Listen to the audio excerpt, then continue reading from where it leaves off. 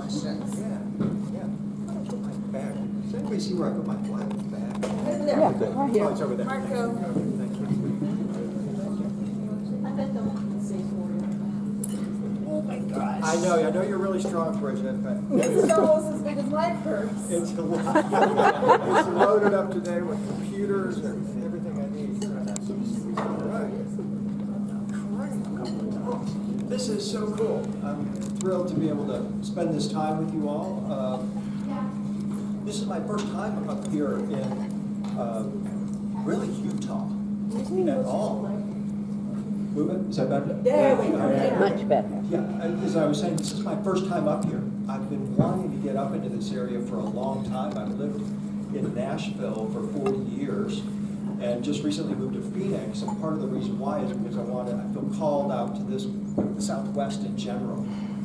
There's so much going on in Arizona, and then also, of course, here in Utah, that I just kind of want to be kind of out in this energy a bit, and really thrilled to be up here. I went out to McKee Springs yesterday. That was awesome. I mean, how often do you get to go to a place where the internet doesn't even work? And there's no other people around you. No one. I mean, it was really awesome. I was out there looking at some petroglyphs I'm going to talk about this afternoon.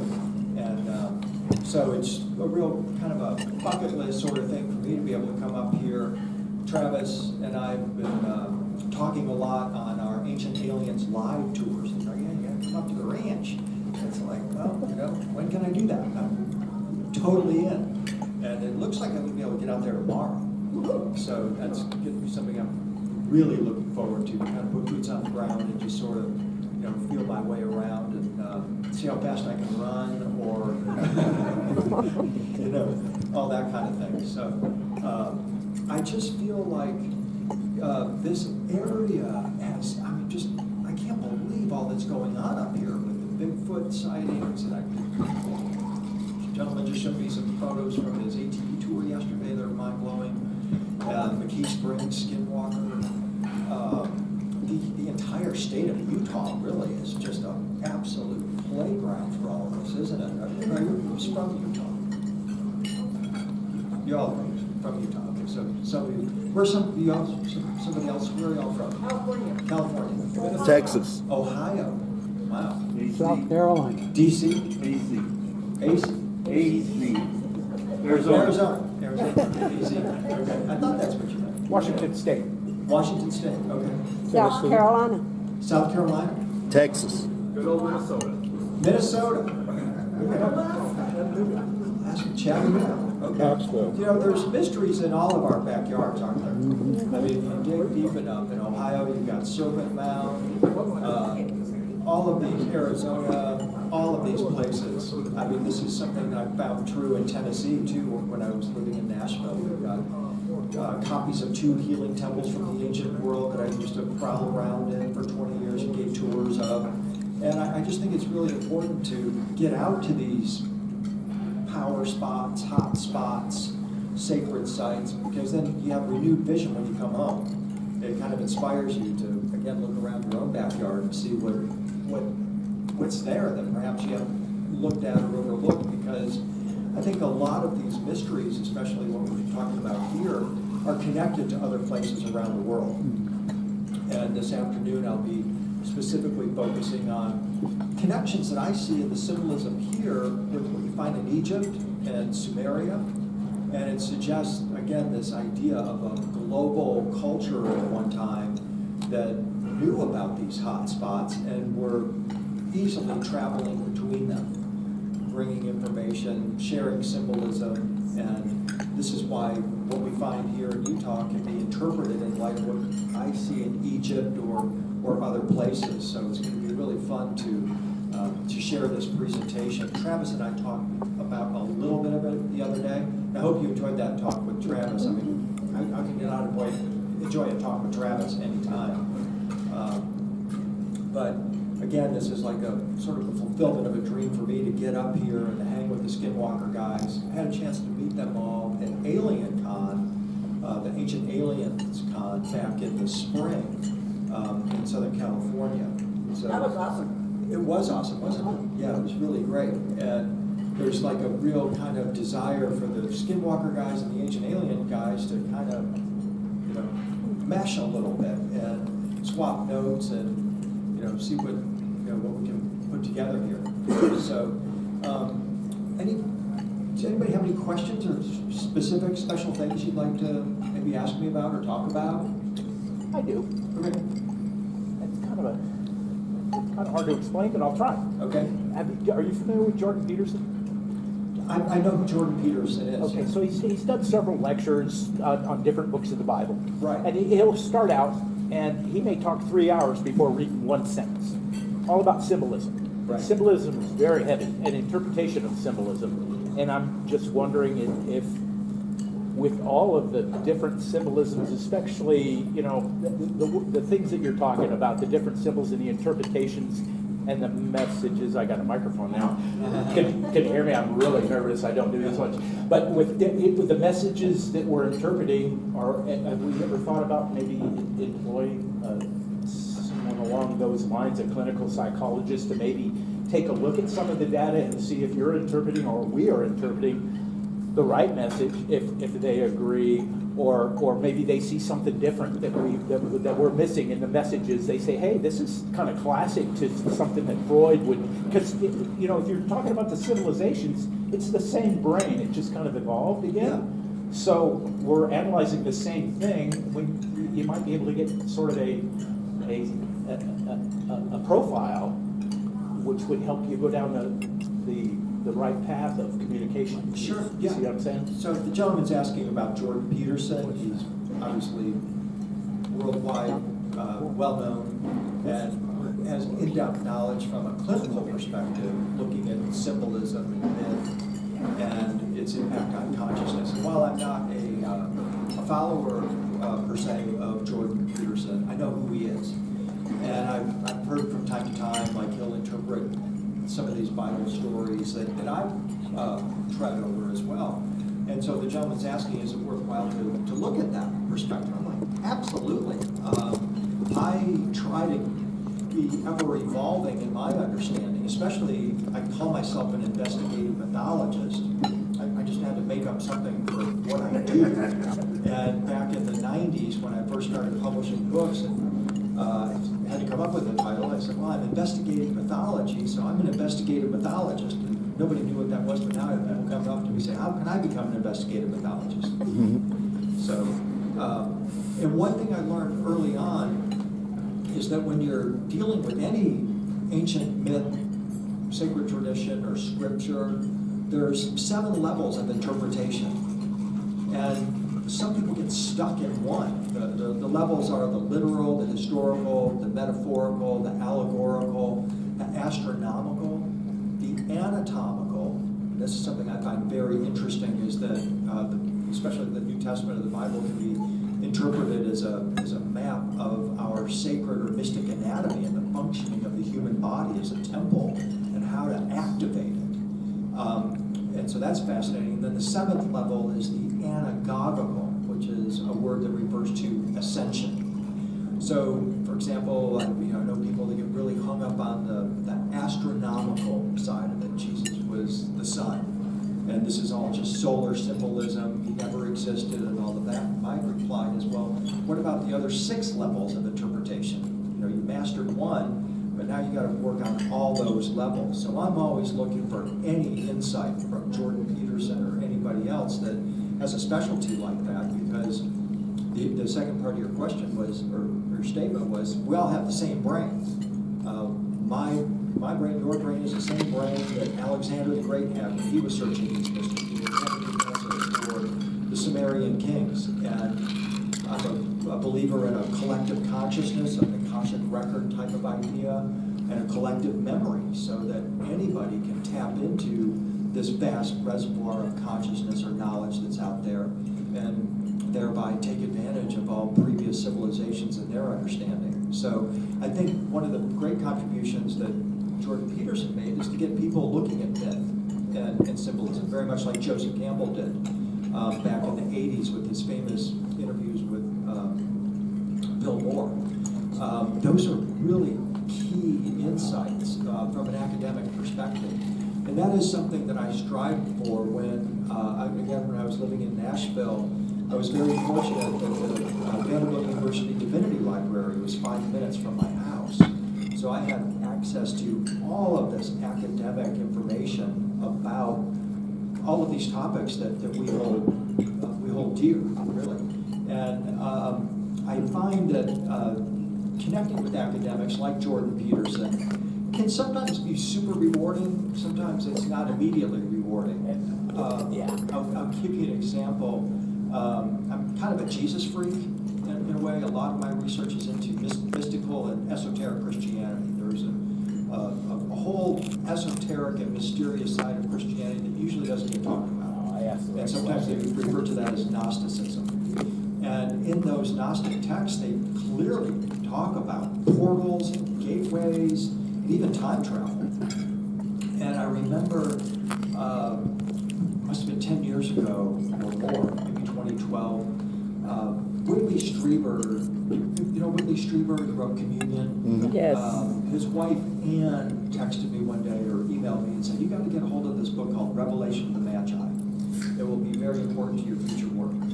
So I go and get a copy of it. It's a book, short book, written by Dr. Brent Landau. When he wrote the book, he was a PhD divinity student at Harvard. And for his dissertation, he had gone to the Vatican and he got a 6th century Syrian Gnostic gospel that had not been translated into English. And he translated it into English for his dissertation. And in this text, it tells the story of the Magi, but from a different perspective, from the Gnostic perspective. And it says that the Magi of the Christian story were not following a star, they were following a star child. And the star child leads them to a cave where he manifests in a pillar of light and tells them that this is not his first rodeo, that he's been to Earth in the past, and he's also been to the future. And I'm thinking, okay, this manifestation of a star being in a pillar of light, this sounds like a Stargate story, and a time travel story too. So I write to Dr. Landau, and at this time, this was 2012 or so, I'm doing interviews for Whitley Strieber's UnknownCountry.com site. And I said, I'd love to interview you and so forth, and I never hear back from him until 10 years later on Christmas morning. I get an email out of the blue from him saying, William, I'm really sorry. Back then I had a newly minted PhD from Harvard. I thought you were some mystic or New Age wacko, and I dismissed you, but now I'm teaching at the University of Texas in Austin, and my colleagues are saying, you have to go back and talk to that William Henry guy, because what he was saying about Jesus as a Stargate traveling time traveler, there's justification for that in the text. He says, I'm writing to you to apologize and ask, hey, can we do that interview now? I was no longer doing interviews. But this was 10 years later? Yeah, 10 years later. 10 years later. And during that time, I had gone over to Vanderbilt and got all of these PhD dissertations about Revelation of the Magi and all of these topics. And I found that these academics can use every word you can think of, vortex, portal, these come to mind, but they can never use the word Stargate, just because it sounds too sci-fi. But this is what a lot of these texts are actually talking about. And that's kind of course, the connection here with Skinwalker is that now we have this science project aimed at revealing, I was going to use the word proving, but actually revealing a Stargate. I mean, isn't that what we're ultimately talking about here? A wormhole at Skinwalker Ranch and beings coming and going through it. And so this is why I'm so excited to be able to come out here to perhaps look at it from a slightly different perspective than some of the other investigators, if you will, that have been here. I very much believe in the idea of Stargate traveling time travelers, and the stories that I'm hearing coming out of Skinwalker are totally reflective of that. So now the next question is, how are they doing that? Is there a technology that's involved? Yeah, go ahead. No, please. All right, my question is, can I show you something on paper? Sure. What was that? She's going to show something on paper. So that's kind of the magic glasses, if you will, or the lens through which I view what's happening here at Skinwalker and the symbolism. And I'm not saying it's the only way or the right way. I'm just saying this is the way I'm looking at it, and seeing some very interesting correspondences. And again, looking forward to more. Okay, so, have you ever heard of the founding system of ancient system called Uh-huh. Okay. these charts, just the way the university come up with tremendous amounts of information, but I've also taken some of these different people, and this gives the numbers are showing. I've seen it. No, I haven't. When have you ever heard of the Phenomecon system? I don't think I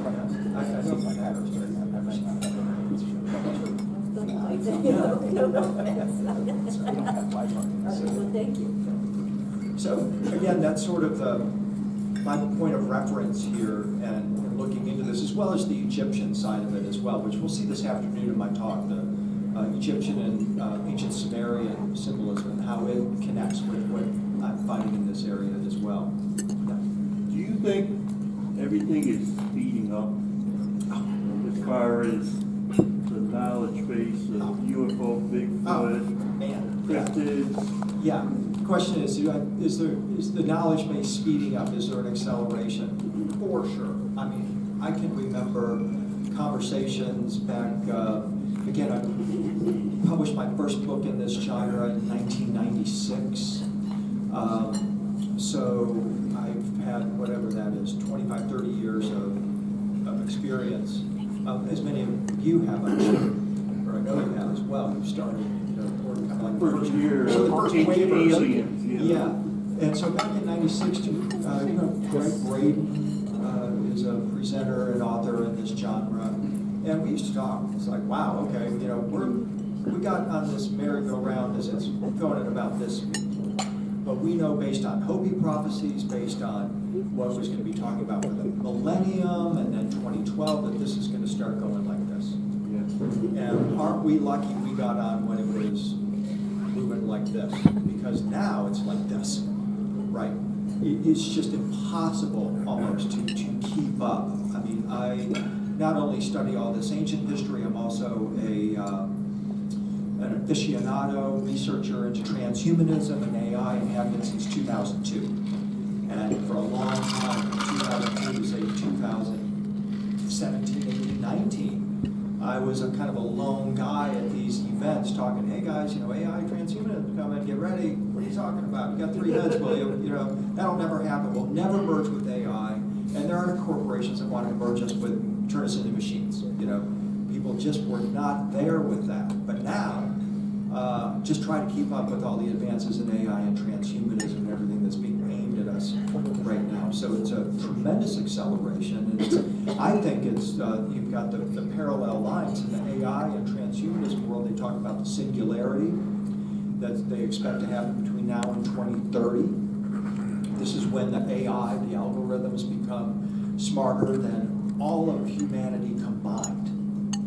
And nobody knows what's going to happen at that moment. And some of the predictions are quite scary. Others are like, hey, we're going to burst through into a whole new realm. And running parallel with that is UFO disclosure. And it's all wrapped up in one package here. And it seems like maybe there's a convergence here at Skinwalker, because I've been told about theories about AI devices in the Mesa sending out signals and calling people in, and that it's a super advanced, ancient AI type of technology, and that, lo and behold, here we are creating that very same technology today, and we're looking at a moment in time here when, if there's a disclosure, in the sense of a global unified awareness, maybe even spontaneous awareness of the presence of extraterrestrials, and at the same time we've got the AI singularity, it just makes sense that there's some kind of a connection there. It has to be. And I'm certainly not an advocate of AI. I mean, I have to put that on the table. I'm pretty staunch in my my warnings that this is not the direction we want to go. We're literally playing fire here with that. And perhaps AI is an alien intelligence and might not be friendly. I'm very much an advocate of preserving our organic human nature, developing our spiritual selves, and what I refer to as our angelic intelligence is the antidote to artificial intelligence. I think we've got to really tap into aspects of our consciousness and our history that we haven't in order to solve these problems and meet the challenges that are on board here. And I can't think of a better exemplar than that than even Travis Taylor, scientist, as he would say, this is all a bunch of, you're all batshit crazy. That's what he said. And within 2 weeks, he has his hat handed to him, and he's sticking it out. He's realizing he has got to go beyond the science. He's got to develop his consciousness. So he starts meditating, realizing I've got to open up brain centers that I haven't been using in order to solve what's going on here. And that's just an example of how this comes together. And I think there's a ticking clock. I really think there's a ticking clock. And I'm not a doomsdayer, but what is going to happen between now and 2030? If you aren't on the merry-go-round at this point, I can't even imagine trying to get on the merry-go-round in 3 to 4 years from now. And that's part of the role that we all ultimately have to play with our families, our friends, our loved ones in our communities, to give them kind of an assurance that there's no point in going into fear over all of this. That the knowledge is out there. We just have to broaden our perspective and our consciousness to open up to it and allow for it. And that can be really challenging. Yes. I'm writing a book about how ancient civilizations have built their cities, whatever, to align with Pleiades. Why did they? Go ahead. Can you repeat the question? Yeah, all the access points in the cities, you can align them with Pleiades. Right. Yeah. What's your take on There's so many myths and creation stories that tell of beings coming from the Pleiades and having a hand in the creation of the human race. Maybe not the creation, but the transformation of the human race.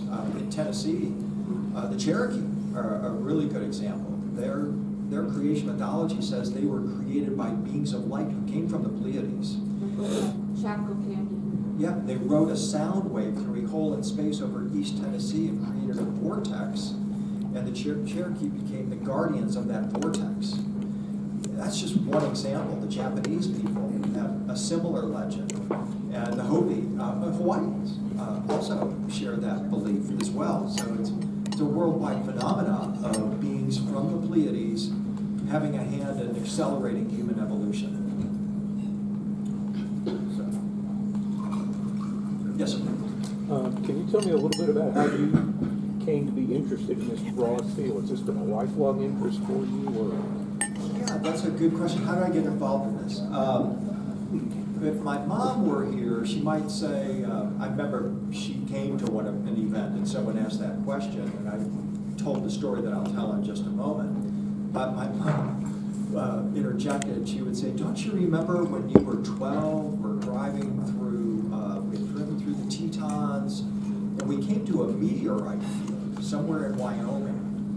And myself and my 2 sisters are in the back of the station wagon with our 2 cats. I grew up in Detroit. And every summer, my father would pack us in the car, and off we go, doing 500 miles a day, going somewhere.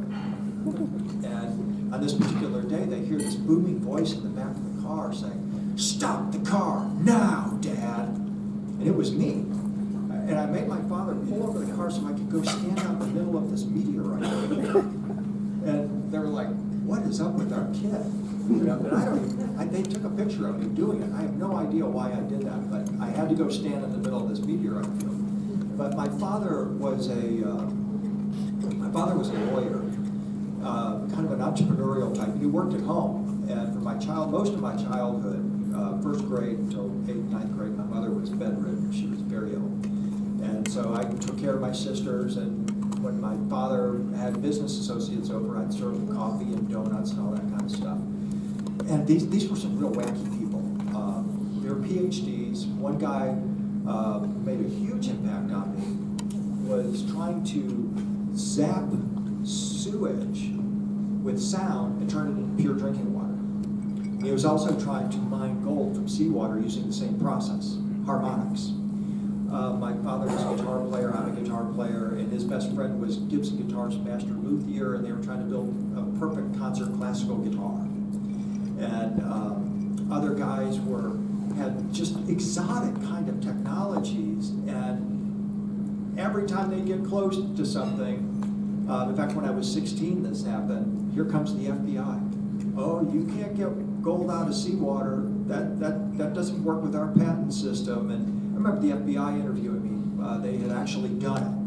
They zapped seawater, brought gold powder out of it. I happened to be, the errand boy, so I went to the lab and picked it up and brought it home. And the FBI then comes and says, oh, you didn't go to that lab to pick that up. You went somewhere else. Where'd you go? No, I went to this lab. No, you did not. You didn't go to that lab. Someone else gave that to you. No, that's not what happened. I went to this lab, and so I kind of got an early impression of how conspiracy theories operate, and that there's a suppression of some of these exotic technologies. Even free energy, perpetual motion was a word that was in our household.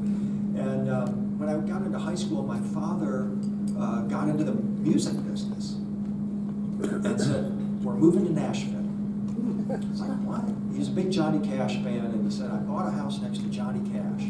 Well, it wasn't really a house, it was a dilapidated piece of former home, and my job was to move down ahead of the family and get our house together, which I did. And because my father got in the music business, he had this large catalog of songs that he had acquired, and in the music business at that time, it was kind of shady a little bit. You never knew exactly who wrote a song or who owned it, and so part of my job was to research all this. So I got the bug that I thought I'd be an entertainment lawyer.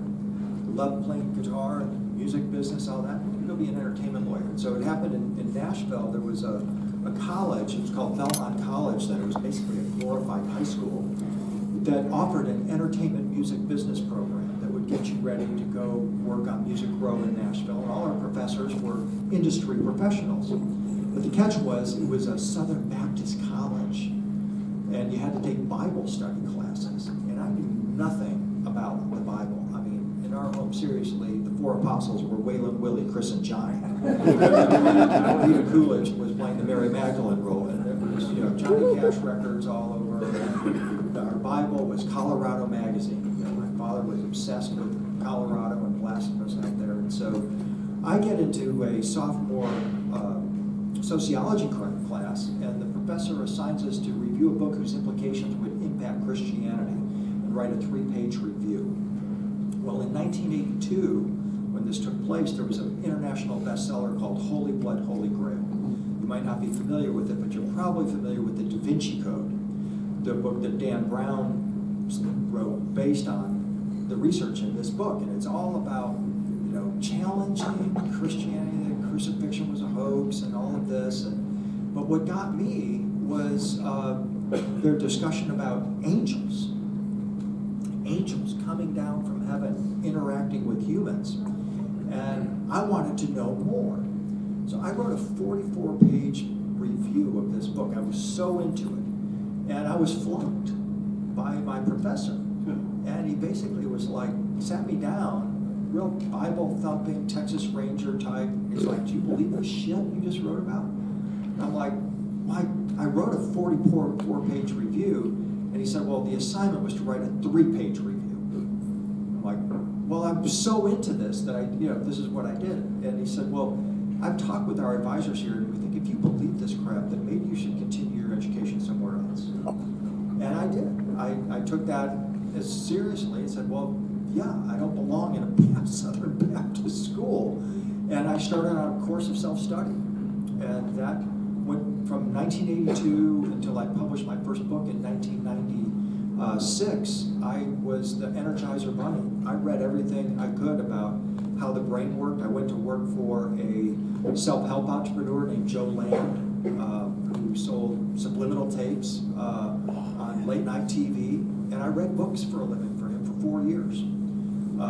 all about how does the brain work, why do people fail, anything relative to self-improvement. I read those books from him, and I'd make notes, and these would become his speeches, and this kind of thing. So that led into writing my first book in 1996 about, starting about actually the Ark of the Covenant.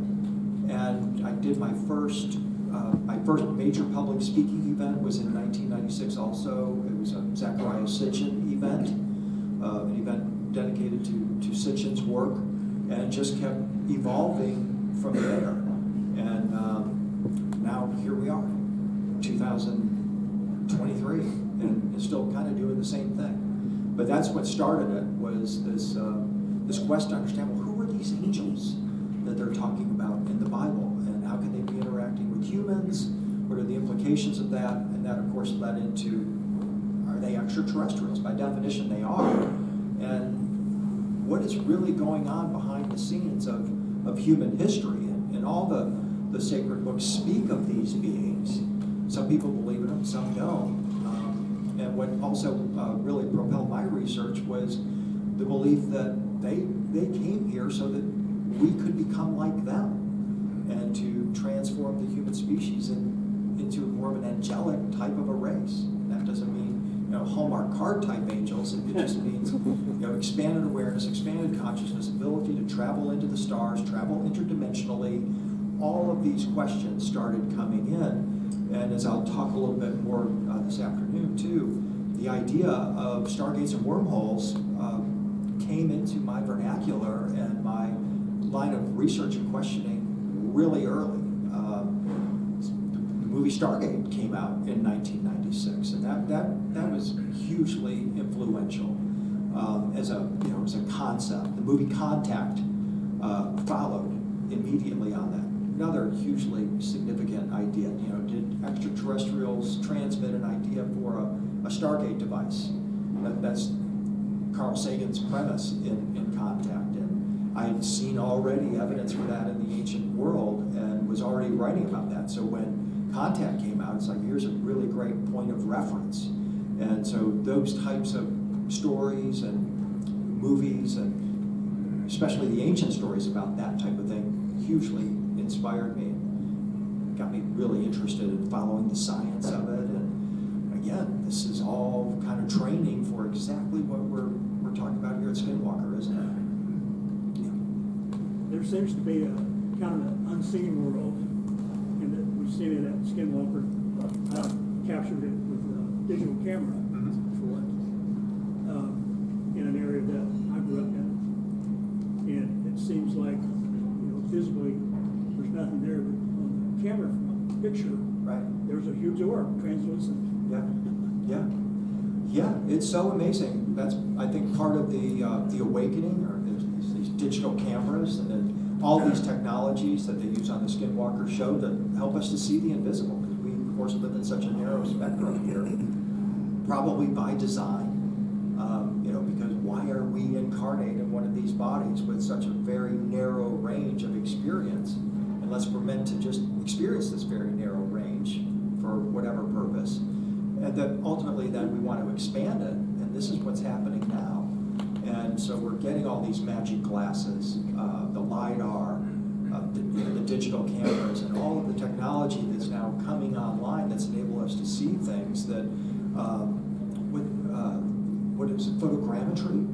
So interesting, and really important now with what's going on in Skinwalker, to see what is moving so fast that we can't even detect it with our ordinary vision, but we can with our augmented vision. Do you think that science fiction has had some influence on some of this and foreseen it?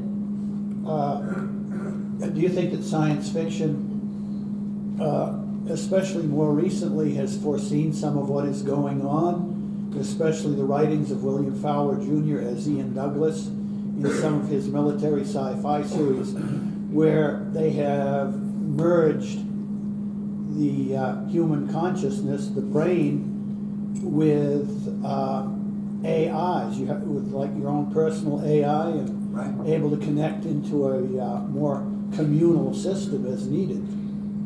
Yeah, I think, that science fiction is more science than fiction. Yes. And what happens so many times is, especially among the academics and others, Carl Sagan did this, they can't come out and say what they actually believe, so they have to write it in a story. And this is, what we see coming to fore now is so many of these science fiction stories are actually the innermost beliefs of scientists, but they can't come out and talk about it, or they're just going to be canceled by their peers. You see this so many times, but that's starting to change too. I mean, through Ancient Aliens, there are so many academics now that want to sit at the Ancient Aliens roundtable, and because now they either got their tenure or they're recognizing that there's a sea change that's happening, and it's okay to express these views now, and now they can't wait to come in and tell their story. Whereas even 5 years ago, they wouldn't dare come out publicly. They might write a sci-fi novel about it, but they wouldn't write a nonfiction book or an academic text stating any of this, because they feel like their career would be shot. But all that's changing. And so much of sci-fi really is the way we communicate. Travis made this point the other day, that it would be mandatory for people coming on a Skinwalker Ranch team to have a familiarity with all of these sci-fi stories, because it is science, ultimately, that it's being referred to, and it's a shorthand way of being able to communicate these ideas. Yeah. Just on that, I hope that at one point you guys do something with Dr. Diana Pasilka. Oh, right. Yeah. You had my mind. She does quite a bit of Yeah. the Vatican archives. She's And she has the ability to go now because she's a doctor of religion and, Yeah. and teaches at University of, I can't remember. She's at University of North Carolina. Yeah. Yeah, the author of American Cosmos is who she's referring to. Dr. Diana, I can't remember. Diana Pasilka. Pasilka, yeah. Yep. She's Oh, sorry, go ahead. She's one of the academics that's kind of moving our way. And it's good for us too, because we need to move their way too. Yep. I mean, you can't just, the looks like is then sort of logic is good, but there also has to be something underneath it to support it. And I'm very much an advocate of, it's so easy to just say something is what you think it is, but not as easy to support it. And so there's an accountability that has to be there. And because, ultimately, I view myself as being in the service business. I mean, when I'm able to do all this research, it's not just for me, I'm doing this for you too. And I have to be able to provide a trail for you that makes sense, that you can duplicate where I get any information, be able to come to your own conclusion. I'm not trying to force my own view or belief system on anybody. I'm just saying, hey, this is what I found. I happen to have the ability to go get this information. Here's the trail. Now you either follow that trail on your own or decide you want to accept it or not. So, I'm finding that Dr. Avi Loeb is another coming out of Harvard. A lot of Ivy Leaguers. Gary Nolan. Yeah, they really want a seat at this table and are providing some critical information too. So it's a really exciting development, I have a actually. question in addition to that, and that is Is the microphone handy? Because they can't hear your question over here. If you just would help. Thank you.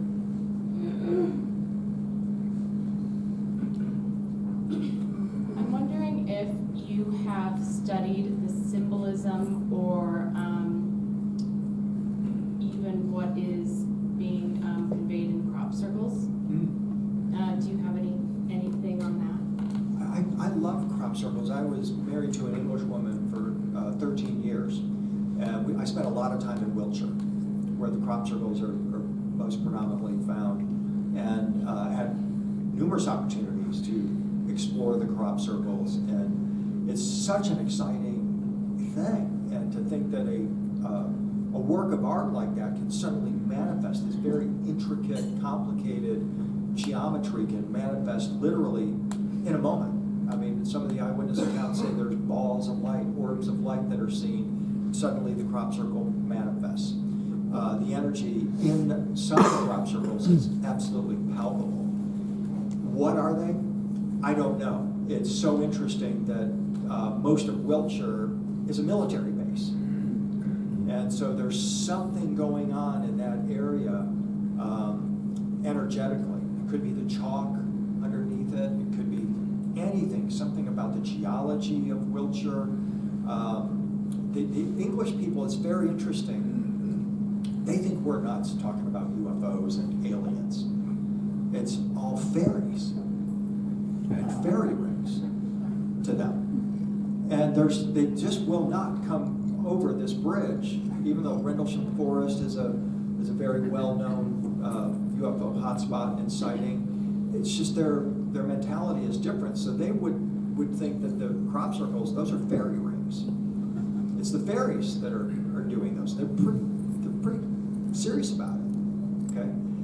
And whereas over here we might think, oh, it's an orb of light, it's some kind of a UFO or something that is creating these crop circles.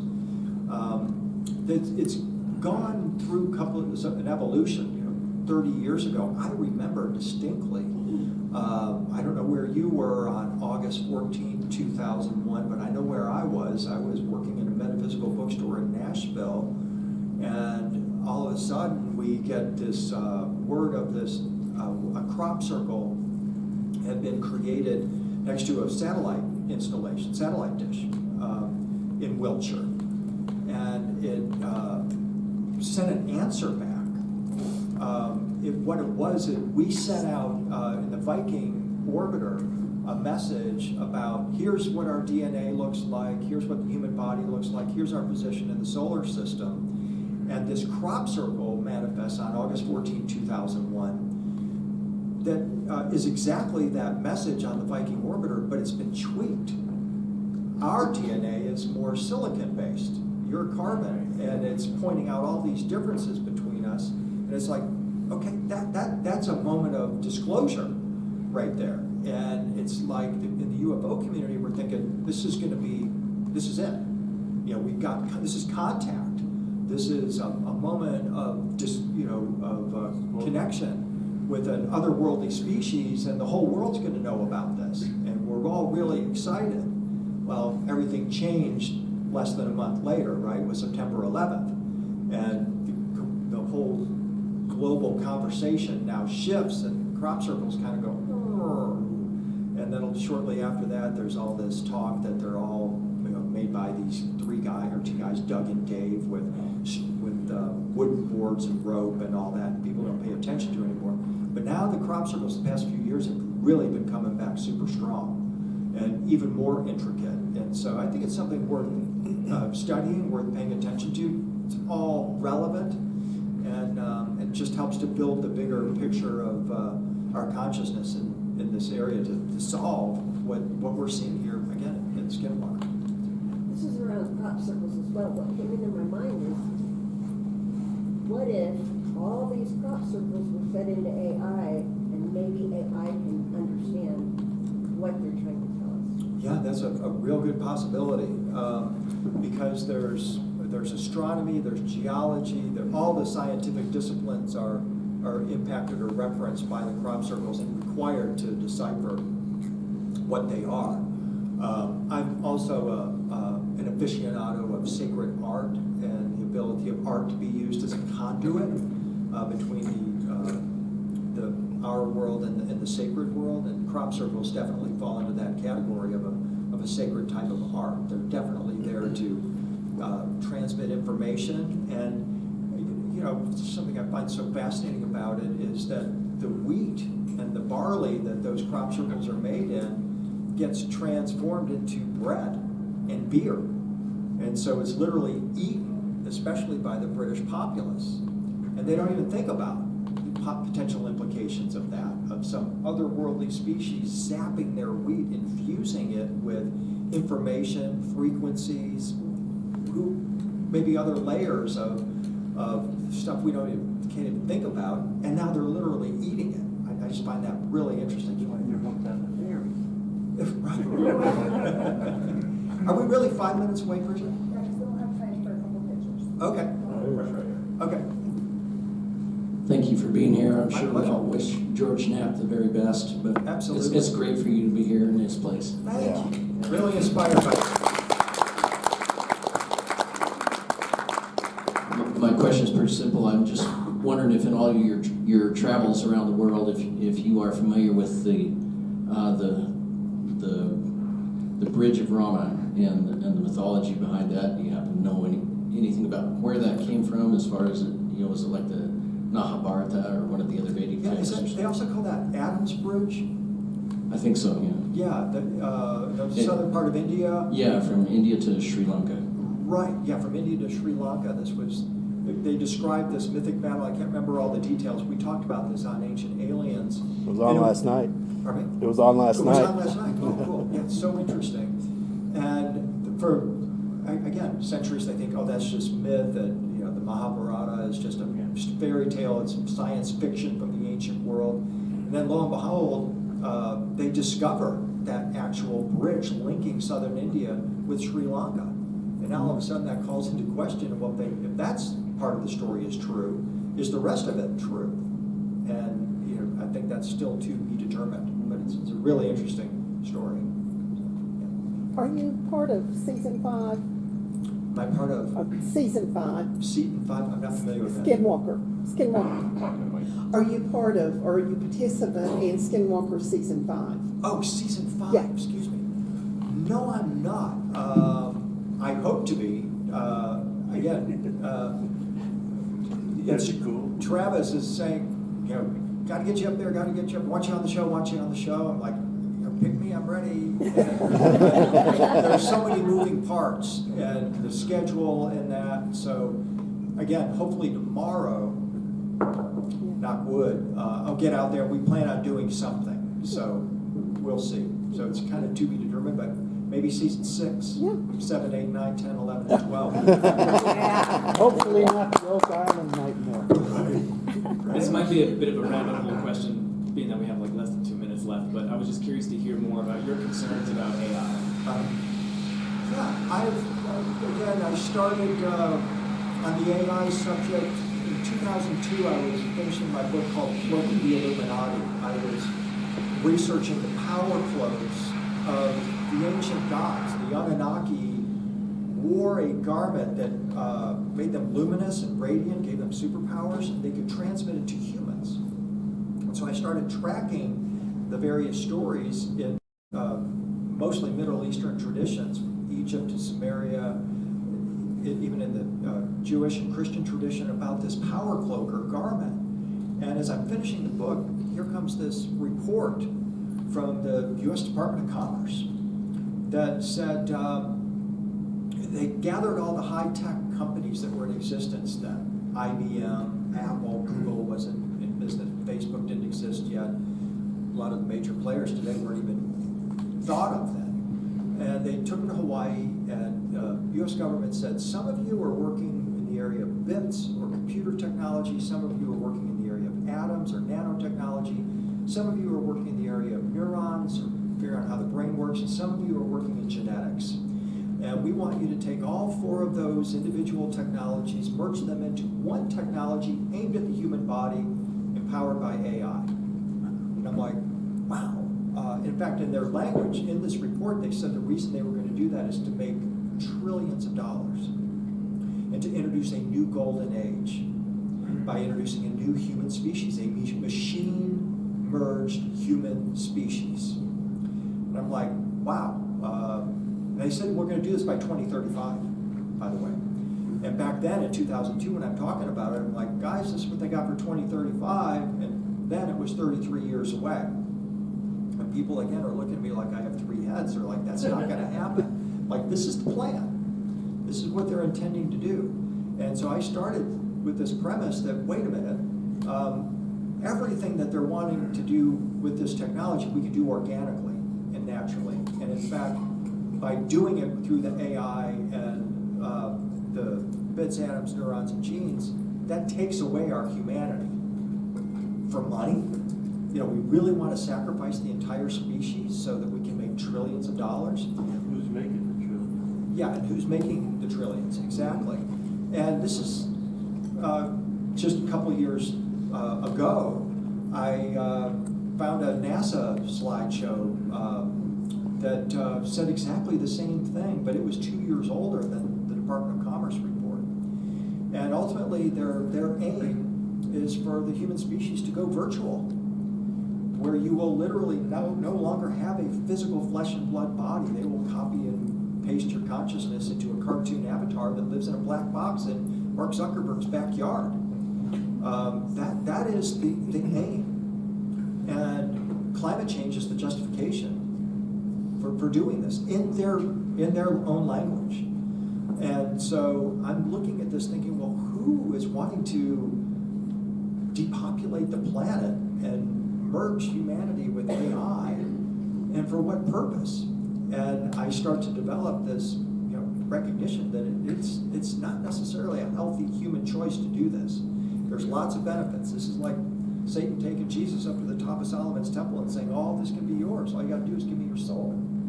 That's literally the bargain humanity is making with AI. You can have all this increased intelligence. We can do all this for you. All you got to do is just give us your humanity.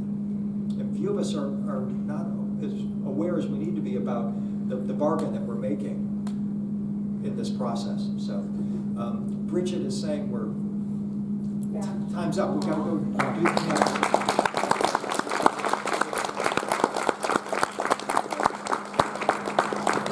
Fantastic. William is going to be moderating the 1 o'clock or the 1:15 session with Skinwalker Ranch. Yeah. So he needs to have time to go down there and get ready for that. He didn't even get to eat. He didn't. We have a plate drive for you. Oh, great. Thank you. Well, again, thank you, everybody. I wish we had more time.